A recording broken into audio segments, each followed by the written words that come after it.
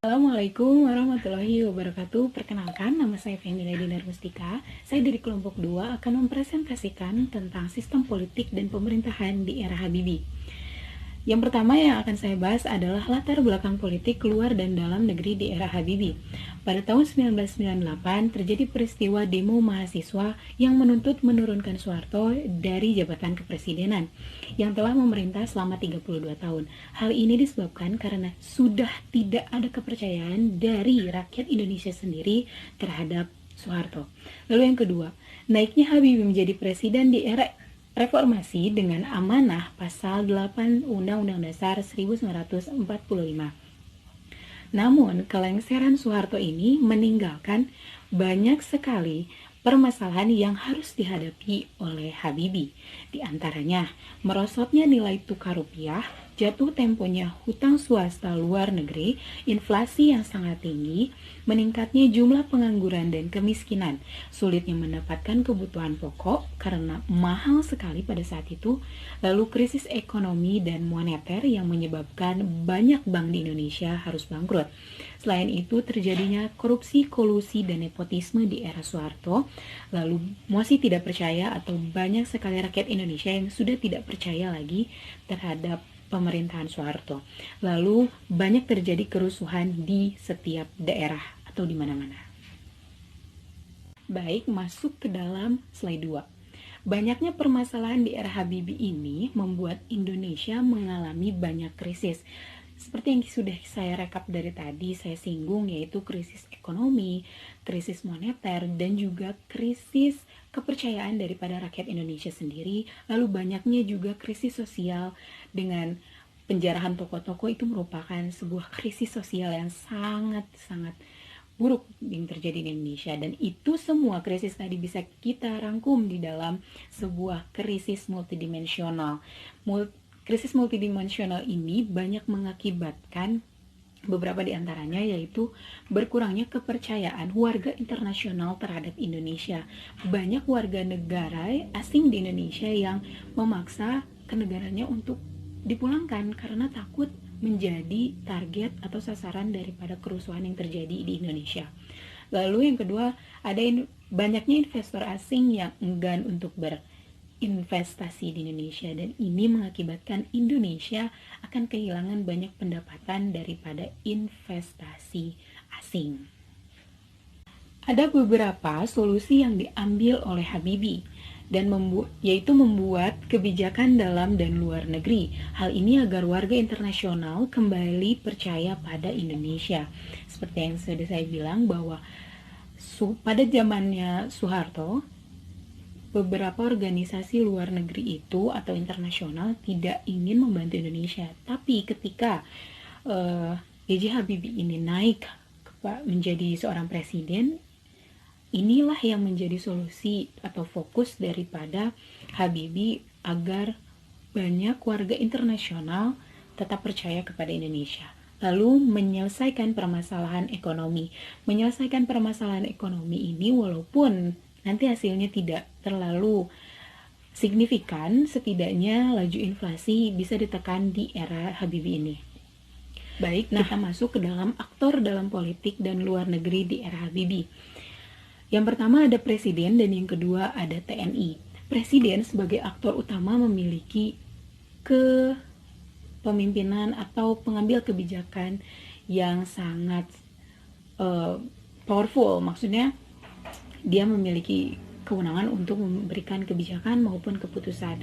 Dan beberapa undang-undang yang dikeluarkan daripada era Habibie ini adalah undang-undang hak asasi manusia, konvensional lain tentang hak asasi manusia, hak pekerja juga ada, lalu ada hak-hak perempuan yang dikeluarkan pada era Habibie ini diatur di dalam Undang-Undang Nomor 4 Tahun 99, lalu ada Undang-Undang Nomor 5 Tahun 99 juga, dan itu merupakan warisan daripada era Habibie ini, walaupun mungkin sekarang sudah digantikan oleh undang-undang yang baru, diperbarui sesuai dengan keadaan zaman. Masuk ke dalam TNI.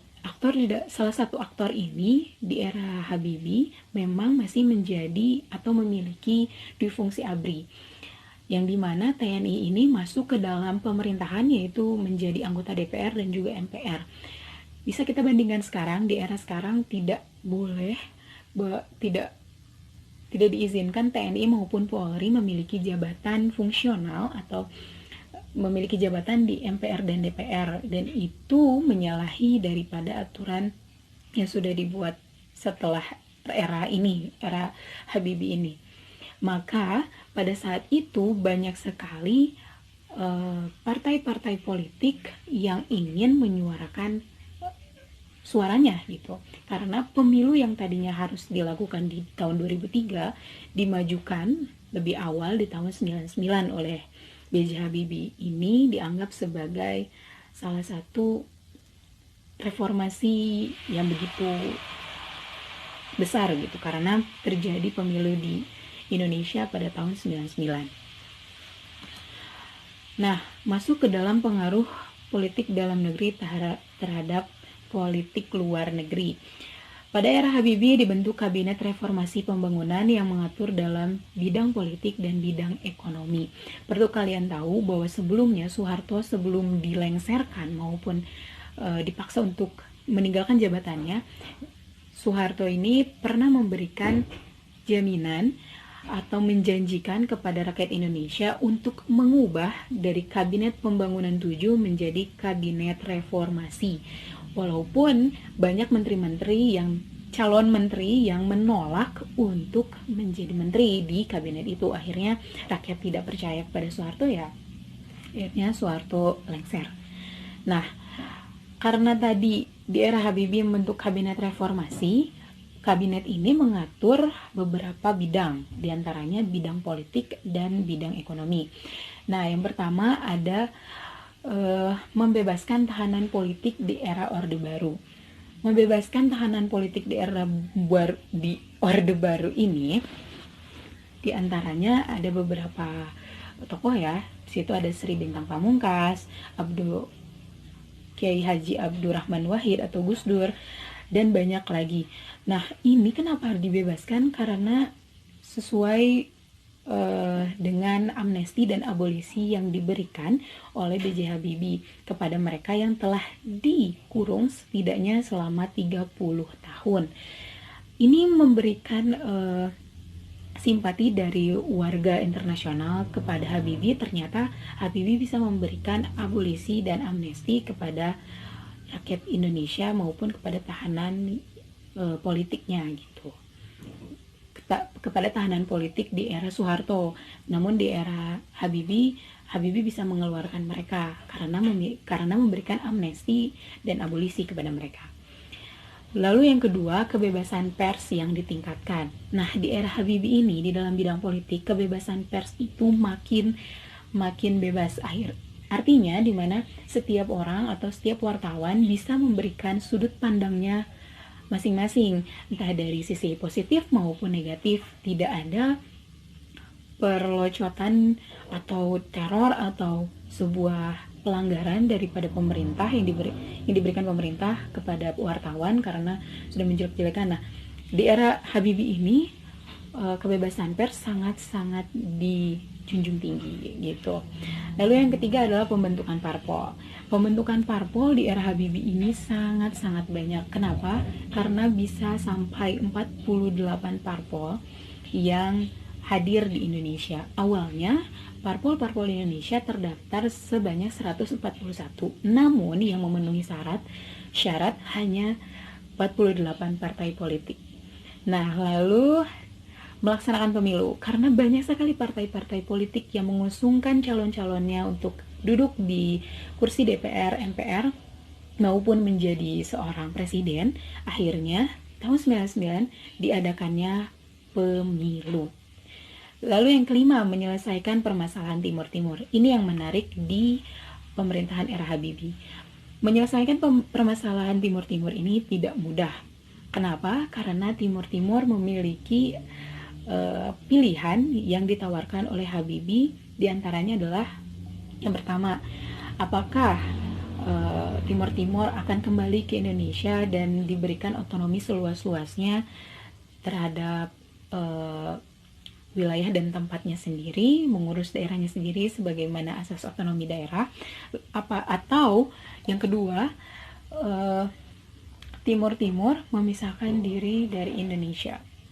Itu yang diberikan, dua hal yang diberikan oleh Presiden Habibie. Namun sayangnya Timur Timur memilih untuk meninggalkan NKRI dan membuat negaranya sendiri. Dan hal ini sangat dikecewakan oleh warga Indonesia maupun warga internasional.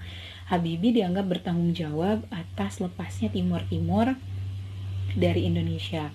Walaupun di situ banyak sekali isu bahwa ketika perebutan kembali Timur Timur ini, pihak TNI melakukan sebuah kekerasan kepada rakyat-rakyat yang ada di Timur Timur atau sekarang namanya Timor Leste. Nah, inilah kenapa di era B.J. Habibie sebuah kegagalan yang besar dan tidak bisa menyelamatkan Timur Timur gitu.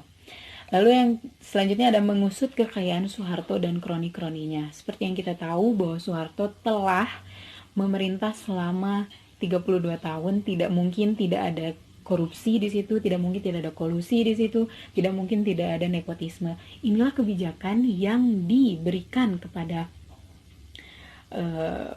bukan kebijakan ya, maksudnya perintah kepada Jaksa Agung Galdi, kalau nggak salah Jaksa Agung Galdi, untuk mengusut daripada kekayaan Soeharto. Namun tidak kurang daripada 5 bulan kasusnya ditutup karena kurangnya barang bukti yang ditemukan.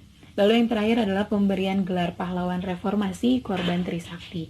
Pada tahun 98 terjadi banyak kerusuhan, banyak demo sana sini, akhirnya banyak sekali korban atau mahasiswa yang meninggal dunia, dan itu diantaranya ada 3 mahasiswa, tapi saya lupa namanya, dan itu diberikan tanda jasa atau gelar pahlawan reformasi pada korban Trisakti. Lalu masuk ke dalam bidang perekonomian di era reformasi. Nah, dalam bidang perekonomian di era reformasi ini mulai membaik, yaitu dengan meningkatnya laju inflasi. Selain itu, pemerintah membekukan operasional bank-bank umum nasional, bank modern, dan bank dagang Indonesia. Pemerintah juga membubarkan 30 bank swasta, 7 bank yang diambil oleh pemerintah, dan 9 bank mengikuti program rekapitulasi. Walaupun di dalam bidang perekonomian ini, era Habibie tidak mendapatkan tidak sukses untuk meningkatkan perekonomian, tapi setidaknya beliau sudah menekan laju inflasi yang terjadi di Indonesia. Namun pada saat itu harga kebutuhan pokok atau 9 bahan pokok itu masih sangat tinggi. Masuk ke dalam fokus sistem politik di era reformasi. Yang pertama, pemulihan citra Indonesia di mata dunia. Karena tadi sudah terjadi banyak kerusuhan-kerusuhan di mana-mana, lalu nilai mata uang rupiah sangat merosot jauh, krisis moneter sana sini, akhirnya citra Indonesia di mata dunia sangat-sangat buruk. Nah, B.J. Habibie ini beliau ingin memulihkan kembali citra Indonesia. Terbukti adanya organisasi dunia yaitu IMF dan World Bank mau untuk bekerja sama lagi dan membantu Indonesia agar tidak krisis moneter lagi, yaitu diberikannya sebuah anggaran sebesar 43 miliar, saya lupa triliun atau miliar, pokoknya angkanya 43. Nah, hal ini juga bisa menjadi modal Indonesia untuk membuat sebuah kapal terbang sendiri. Akhirnya IMF mempercayai anggarannya tersebut kepada B.J. Habibie. Walaupun pada era Soeharto IMF tidak terlalu percaya dan bahkan tidak mau membantu Indonesia untuk membuat kapal atau pesawat Indonesia sendiri. Nah, yang kedua, memprioritaskan stabilisasi sosial, ekonomi, dan politik. Kenapa harus memprioritaskan mobilisasi sosial, ekonomi, dan politik agar mendapatkan kepercayaan kembali daripada rakyat Indonesia sendiri dengan memberikan atau menerbitkan sebuah kebijakan yang memenuhi dengan tuntutan rakyat. Itu akan memberikan sebuah prioritas kepada rakyat Indonesia untuk tetap mempercayai pemerintah. Lalu yang terakhir adalah memobilisasi sumber daya demi bantuan ekonomi. Nah, itulah beberapa politik luar negeri maupun dalam negeri yang ada di Indonesia. Baiknya Indonesia harus membuat kebijakan dalam negeri yang baik terlebih dahulu, baru membuat kebijakan luar negeri yang baik pula. Ketika dalamnya sudah baik, berarti kita harus membuat kepada dunia, memperlihatkan kepada dunia untuk yang lebih baiknya. Baik, sekian presentasi dari saya. Wassalamualaikum warahmatullahi wabarakatuh.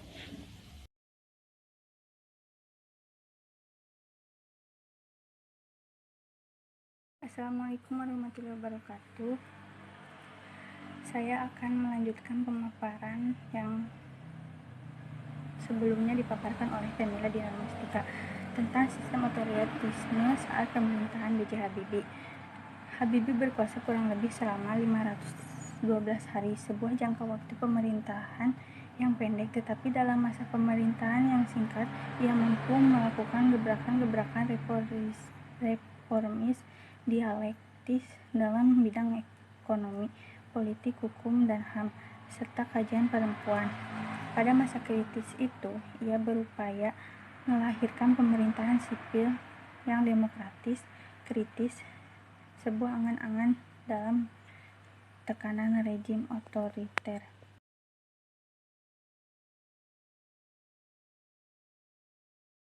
Delapan kebijakan Habibie yang dibuat ekonomi bangkit dari kritis. Meski hanya sebentar menjabat sebagai kepala negara, kebijakan-kebijakan yang dilakukan Habibie membuat perekonomian Indonesia maju.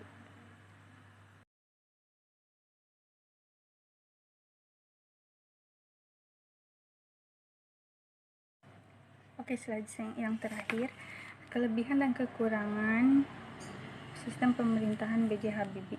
Habibie yang menjabat sebagai presiden menghadapi keberadaan Indonesia yang serba parah, baik dari segi ekonomi, sosial, politik, dan budaya.